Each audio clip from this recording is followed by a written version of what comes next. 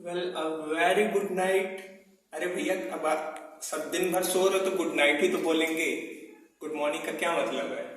क्योंकि सब हम भी सो रहे हैं तो आप भी सो रहे हैं। आज हम लोग गति के अपने दूसरे लेक्चर से बात शुरू करेंगे। यहाँ पे दो नई चीजें जो हम लोग का पिछला टॉपिक था उसमें हम लोग ने किसकी किसकी बात की थी, याद है आप लोग को? दूरी और विस्थापन की। बट यहाँ पे हमारे सामने दो नए टॉपिक्स आ रहे हैं, चाल और वेग। ये बहुत अधिक ध्यान देने वाली बात है कि जो हमारा विस्थापन और दूरी था वो दो के दोनों इसी पे रिलेटेड है।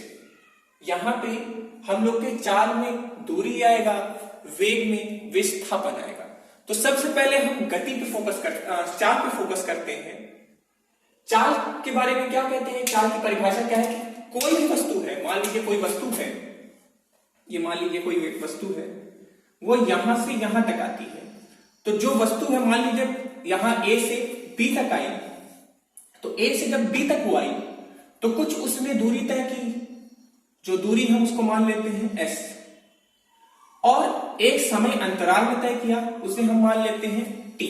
तो किसी वस्तु द्वारा एकांक समय में तय की गई दूरी को हम क्या बोलेंगे? चाल बोलेंगे। ध्यान दीजिए, यहां पे चलने को हम बोल रहे हैं, मतलब बिंदु किधर भी जाए उसकी इच्छा है। तो यहां पे जो है हम दूरी की बात कर रहे हैं। दूरी की बात करेंगे तो आपको अगर ध्यान हो तो दूरी कौन सी राशि थी? दूरी को हमने आपको बताया था, दूरी एक अदिश राशि है। अदिश राशि कौन होते हैं? तो पिछले जो लेक्चर में था हमने आपको अदिश राशि के डेफिनेशन लिखवाया था कि वे राशियां जिनमें हमें केवल परिमाण की आवश्यकता पड़े, दिशा की आवश्यकता ना पड़े, ऐसी राशि को हम अदिश राशि बोलते हैं। तो चाल भी एक तरह की अदिश राशि है, या इंग्लिश में बोलिए तो स्केलर क्वांटिटी। ठीक है, इसका मात्रक क्या होगा? अब मात्रक के पहले हम इसके सूत्र की करेंगे। सूत्र, चाल का जो सूत्र होता है इसको याद रखिएगा, क्योंकि इस चैप्टर में जो आपके न्यूमेरिकल्स आएंगे वो इसी से रिलेटेड होंगे। चाल का जो सूत्र होता है, चाल बराबर दूरी बटे समय अंतराल। क्योंकि देखिए ध्यान दीजिए, जब यहां थे तो मान लेते हैं हमारा t क्या था? 0 था। जैसे जैसे समय बढ़ेगा t कुछ तो होगा, 1 2 3 4 या हम t मान लेते हैं, तो समय बढ़ा। तो जो समय बढ़ा उसी समय अंतराल में हमने क्या तय किया? हमने दूरी तय किया। तो दूरी बटे समय अंतराल जो होगा वो हमें क्या बताएगा? चाल के बारे में बताएगा। दूरी को हम s से लिख सकते हैं, समय को हम t से। ध्यान रखिए, हम लोग के फिजिक्स में जो भी सूत्र होते हैं हम पूरा इसके बारे में पूरा नाम नहीं लिखेंगे, हम उसकी जगह छोटे छोटे सांकेतिक अक्षरों का उपयोग करते हैं। जैसे दूरी के लिए हम s यूज करते हैं, समय के लिए t का यूज करते हैं। तो ये हमारी बात हो गई चाल की। ध्यान दीजिए, जो चाल है एकदम हुबहू वो वेग है। अंतर किसका है? अंतर इसका है। यहां पे दूरी है और यहां पे हमारे क्या आएगा? विस्थापन आएगा। बस दूरी और विस्थापन जो हमारे पहले लेक्चर में था, बस उतने का अंतर है। वेग की बात करें तो कोई भी गतिमान वस्तु हो सकती है किसी समय अंतराल में, जो विस्थापन तय करेगी उसी को हम क्या बोलेंगे?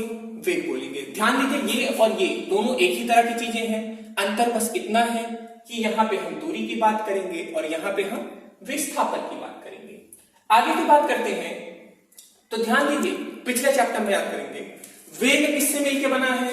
वेग विस्थापन से मिलकर बना है। विस्थापन कौन सी राशि है? विस्थापन सदिश राशि है।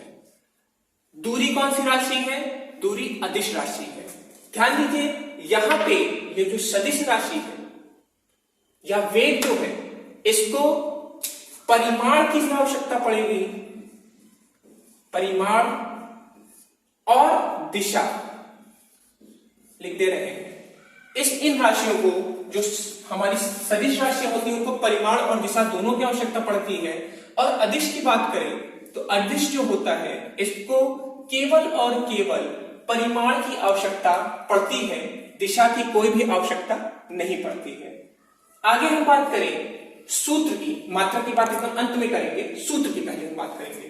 तो सूत्र की बात करेंगे तो वेग जो होता है, वेग बराबर विस्थापन बटे समय होता है। वेग बराबर विस्थापन बटे समय, एकदम नॉर्मल सा टॉपिक है, इसमें बहुत ज्यादा हौच पौच नहीं होना है। दूरी बराबर चाल बराबर दूरी बटे समय अंतराल, वेग बराबर विस्थापन बटे समय अंतराल। इसको एकदम मतलब कॉपी के लास्ट में एक जगह करिएगा क्या आप लोग, कॉपी के लास्ट में एकदम एक जगह एकदम लास्ट पन्ने पे जितने भी सूत्र हैं, हर चैप्टर में कुछ ना कुछ 3-4 सूत्र निकलेंगे, सब के सभी सूत्र को आप एक जगह समरी बना के रख लीजिए। इससे क्या होगा कि जब भी आपको न्यूमेरिकल लगाते वक्त दिक्कत होगी, क्योंकि शुरुआत में थोड़ी सी दिक्कत होगी, प्रैक्टिस करने लगेंगे तो फिर आपको एकदम मन में वो याद हो जाएगा कि आपको कौन सा सूत्र कब कौन सा लगाना है। तो आप लोग धीमे धीमे उसको एक जगह नोट करते रहिए और आप न्यूमेरिकल लगाएंगे तो फिर वो आपको बहुत ईजी लगेगा। ठीक है, तो वेग को हम v से लिखते हैं, विस्थापन को s से लिखते हैं, डेल्टा s से, और समय अंतराल को t से लिखते हैं। अब देखिए बात है हमारी मात्रा की। जैसे आप लोग सभी लोग जानते हैं कि कभी भी हम कोई सामान खरीदने जाते हैं तो हम उसको नापते हैं, बिना नापे नहीं लेते हैं। अगर आप कभी सब्जी वाले की दुकान में जाए कि भैया 5 लीटर सब्जी दे दीजिए, तो क्या ये पॉसिबल है कि वो 5 लीटर सब्जी दे पाएगा? या कभी कपड़े वाले के यहां जाइए कहीं 5 किलो कपड़ा दे दीजिए, दे सकता है, बट ये पॉसिबिलिटी नहीं होती है। क्यों? क्योंकि कपड़ों को हम लंबाई में नापते हैं, सब्जी को हम वजन में नापते हैं। तो हर चीज का अपना एक मात्रक होता है। वजन को हम किस में नापेंगे? किलोग्राम में नापेंगे। लंबाई को किस में नापेंगे? मीटर में या किलोमीटर में, जिसमें भी हम नापें। तो वो तो पद्धतियां बनी है, कौन सी पद्धति हम फॉलो करते हैं। तो ध्यान रखिए, हम लोग SI पद्धति का फॉलो करते हैं। हम लोग का जो पद्धति है, जो पद्धति फॉलो करते हैं, ये MKS पद्धति को ही।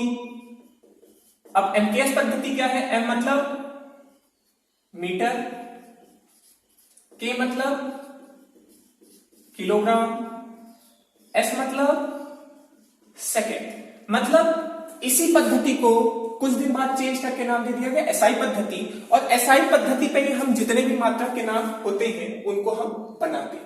ठीक है, तो SI पद्धति के अनुसार अगर हम बात करें, लंबाई को हम किस में नापेंगे? लंबाई को हम SI पद्धति में मीटर में नापते हैं। किस में नापते हैं? मीटर में। वजन को किस में नापेंगे? किलोग्राम में। बट यहाँ पे जो हमारा टॉपिक चल रहा है, यहाँ पे वजन की कोई आवश्यकता नहीं है, इसलिए हम इसको नहीं छेड़ेंगे। समय को किस में नापेंगे? समय को हम नापेंगे सेकंड में। किस में नापेंगे? सेकंड में।